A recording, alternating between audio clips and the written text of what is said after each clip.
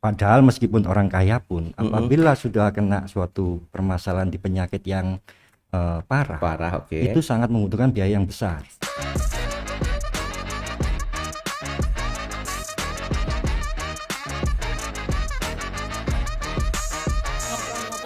Ujuk-ujuk.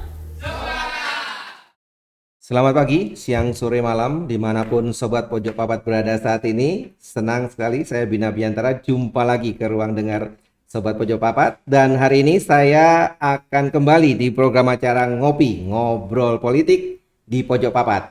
Ngobrol-ngobrol, ujuk-ujuk sepakat. Dan pada hari ini hadir di studio Bapak Didi Sujarwadi ya. Selamat malam Bapak. Selamat malam. Ini beliau adalah calon ya, Pak, calon legislatif yang akan bertarung pada pemilu yang akan datang, dan saat hari ini beliau akan memperkenalkan diri kepada jenengan semua, dan mudah-mudahan tolong disimak sehingga bisa memberikan inspirasi dan gambaran pada jenengan semua. Monggo Pak Didi memperkenalkan diri. Terima kasih. Assalamualaikum warahmatullahi wabarakatuh. Waalaikumsalam. Salam untuk semua Sobat Pojok Papat. Perkenalkan, saya Didi Sujarwadi. Domisili saya di Jalan Gubris Baru nomor 24, Bumiayu, Kecamatan Kedung Gandang. Oke. Ada lagi yang mungkin disampaikan kepada masyarakat untuk mengenal jenengan? Alhamdulillah, saya masuk di Golkar itu sudah mulai tahun 2000, tahun awal 2000-an. 2000-an, oke. Dan kebetulan pada waktu itu saya ditunjuk untuk sebagai kader, dan saya ditunjuk sebagai koordinator Pokar. Oke. Jadi saya memang berangkat dari benar-benar kader. Kader ya. Berarti dari benar-benar dari masyarakat ya. Dari masyarakat yang selanjutnya saya di tahun setelah pemilu 2004 saya dipercaya untuk dapat tugas dari partai untuk menjadi ketua PL Bumiayu. Oke. Dan di tahun 2009 saya dapat amanah dari partai untuk mencalonkan. Oke. Tetapi pada waktu itu saya belum berhasil. Oke.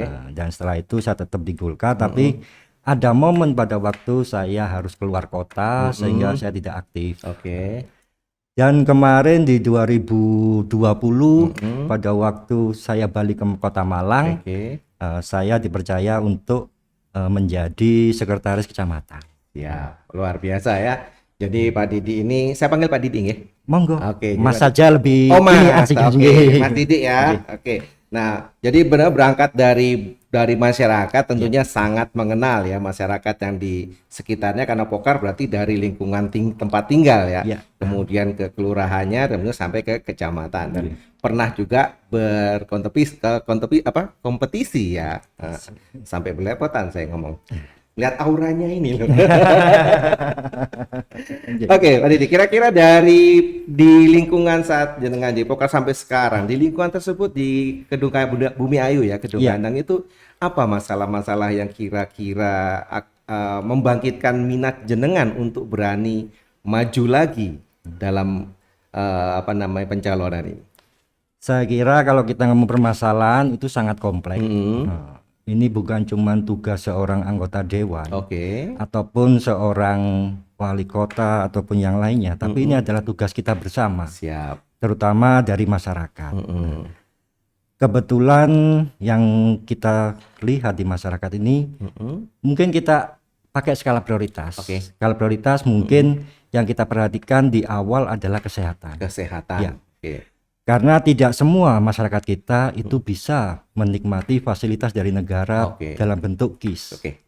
Padahal meskipun orang kaya pun, apabila sudah kena suatu permasalahan di penyakit yang parah, itu sangat membutuhkan biaya yang besar. Dan salah satu untuk faktor pembantu penopang adalah kartu KIS yang dari pemerintah. Di samping permasalahan yang juga banyak, mulai dari pendidikan segala macam. Dan kita juga tidak lupa sekarang ini yang lagi ngetren adalah stunting. Berarti jenengan melihat dari sudut kesehatannya yang perlu benar-benar diberikan prioritas ya, karena memang kita tahu kalau udah kena penyakit kritis, apalagi kanker ya, itu benar-benar jadi kantongnya kering gitu Kantong ya. kering ya. Oke, nah dari berangkat dari situ, kira-kira gambaran besar atau visi jenengan untuk masyarakat Kedung Kandang pada khususnya dan Kota Malang pada umumnya nanti Iya. saat jenengan terpilih itu kira-kira gambaran besar atau visi dan misi dengan apa kira yang bisa disampaikan? Kalau dari kesehatan, kita akan mencoba memastikan bahwa KIS ini benar-benar bisa dinikmati manfaatnya untuk masyarakat. Masyarakat. Ya. Oke. Tetapi kita juga pasti mempertimbangkan dengan juga budget anggaran, Oke. seberapa besar kesediaannya. Oke. Tetapi prioritas utama adalah yang tidak mampu dan orang yang sedang sakit. Orang sedang sakit. Oke. Juga kalau kita mencermati tentang stunting, data kita mungkin di Kota Malang ini rendah dibanding kota-kota yang belum seperti Kota Malang. Oke. Tetapi ini juga harus kita waspadai. Kalau tidak salah, data stunting kita di Kota Malang itu sekisaran 8,9%. 8,9%. Itu yang terlihat. Yang terlihat, Yang yang terdata. Yang terdata. Nggih. Potensialnya belum. Belum. Oke. Nah, harapannya nanti kita bisa memastikan bahwa anggaran ini tepat sasaran dan turun di pos-pos yang benar-benar bisa menjawab permasalahan itu. Oke. Nah, kalau kita cermati stunting ini, kita harus melihatnya dari awal. Oke. Kalau saya kira problem utama adalah persiapan bagi ibu-ibu muda yang mau menikah, harus kita persiapan kesehatannya. Oke. Apalagi pada waktu dia hamil, tugas posyandu sangat penting karena itu yang bisa membantu asupan gizi bagi ibu-ibu muda. Oke. Kalau kita bisa memastikan bahwa posyandu kita itu punya anggaran untuk memberikan tambahan gizi bagi ibu-ibu muda ini, harapannya kesehatan mereka, kandungan mereka bagus. Setelah lahir pun mereka juga masih tetap dikontrol oleh posyandu, anak-anak mereka dapat tambahan gizi dari posyandu. Harapannya ke depan stunting bisa kita tekan. Oke. Terima kasih, luar biasa sekali Pak Kiran dan juga gambaran. Kira-kira saat ini ada beberapa juga hal di posyandu. Ya. Khususnya posyandu-posyandu yang ada di RW atau di wilayah di mana sebagian besar warganya itu berada. Ya. Nah, agak kesulitan bagi kader-kader posyandu untuk mengajak mereka datang ke posyandu. Kira-kira ada kiat-kiat atau gambaran agar benar-benar semua masyarakat itu menggunakan posyandu, karena dari sana otomatis kan kita dapat data ya. Karena kadang-kadang banyak juga yang stunting, bahkan mungkin yang disabilitas karena berada di lingkungan keluarga berada itu tidak terdata, tidak terdeteksi. Kira-kira seperti apa? Kebetulan saya 2 kali periode menjabat ketua RW. Nah, di sana kita memberdayakan posyandu ini untuk langkah awal. Kita menggandeng orang-orang mampu yang dia punya rezeki lebih.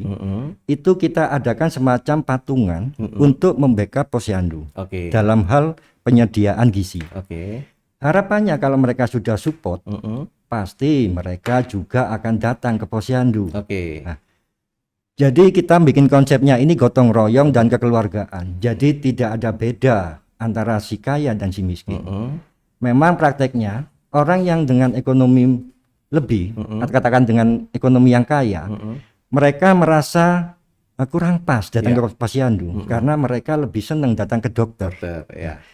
Tetapi kalau mereka bisa kita gandeng dan kita memberikan pengertian, akhirnya mereka bisa untuk donasi.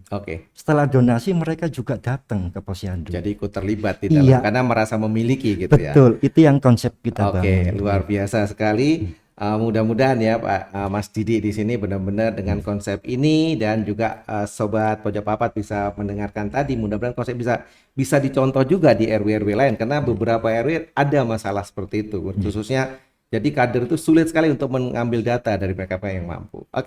Terima kasih karena waktu jualah ya. Kita ngobrol hari ini cukup dulu. Nanti di lain waktu kita jumpa lagi dan bisa kita gali lagi lebih jauh. Terima kasih. Baik, Sobat Pojok Papat dimanapun berada ya, terima kasih atas atensinya. Dan mudah-mudahan apa yang kita sampaikan, diskusi singkat ini bisa masuk dan juga bisa menjadi bagian pertimbangan jenengan untuk bisa nanti memberikan dukungan kepada Mas Titi pada saatnya. Demikian, terima kasih. Saya Bina Biantara bersama Mas Didi Sujarwadi di sini undur diri. Selamat malam, tetap semangat, salam.